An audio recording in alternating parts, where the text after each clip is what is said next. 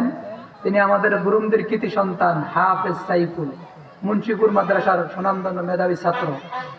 এইভাবে মেধাবী ছাত্র তৈরি করতে হলে আপনাদের সন্তানকে মাদ্রাসায় দিয়ে মেধাবী সোনার ছাত্র তৈরি করতে হবে। কথা বলেন ঠিক কিনা? আমাদের এখন থেকে আলোচনা ধারাবাহিক চলবে। আমাদের এই বুরুন্দি ইসলামী হাফিজিয়া মাদ্রাসার সুনামধন্য মুহতামিম হযরত মাওলানা হাফেজ আনোয়ার গাফফার সাহেব দামাত বারাকাতুহু হুজুর আলোচনা করবেন। হুজুর কিছুক্ষণের ভিতরেই স্টেজে উঠবেন। তো আমরা এখনো যারা এদিক সেদিক ঘোরাফেরা করছি, মেহেরবানি করে আপনাদের হতে পারে এটাই আমাদের শেষ বয়ান। কথা বলেন ঠিক কিনা?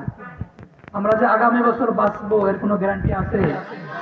এই যে পাশে বুরুন্দি কবরস্থান, এই কবরস্থানে আমরা সেজেগুজে আসছি, আবার এখন আমরা আজকে সেজেগুজে হয়তো চলে যাব, কিন্তু এমনও আল্লাহর বান্দা সেজেগুজে এসে আর কি ফিরত যেতে পেরেছে? এজন্য বাজান, পর্দালন্তা আমার মা বোনদেরকে হলো, মা আপনি যেখানে থাকুন না কেন, আপনার কর্ম কাজ ব্যস্ততা সেরে একটা নির্জন জায়গায়, যেহেতু মাহফিলে মহিলাদের ওয়াজ শোনার ব্যবস্থা আছে, আপনি নির্জন জায়গায় সব কাজ কাম ফেলে এক জায়গায় নির্বিঘ্নে নিমগ্ন হয়ে আপনি সর্ব কাজ ফেলে এক জায়গায় বসে কোরআন হাদিসের বয়ানগুলো আমরা মনোযোগ দিয়ে শুনবো। আর যাহারা এখনো যুবক ভাইরা, আমার যুবক ভাই, ও যুবক ভাই, তুমি এখনো ঘুরতেছো ভাইয়া, মেহেরবানি করে বাজান এখানে চলে আসো ভাই।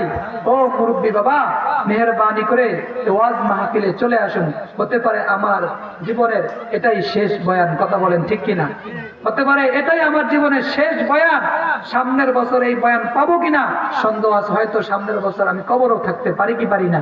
এই যে আমাদের এই বুরুন্দি থেকে আমি আসছি, আসার পরে কতগুলা মানুষ চলে গেছে, আমাদের হুজুর চলে আসছে। নারায়ে তাকবীর,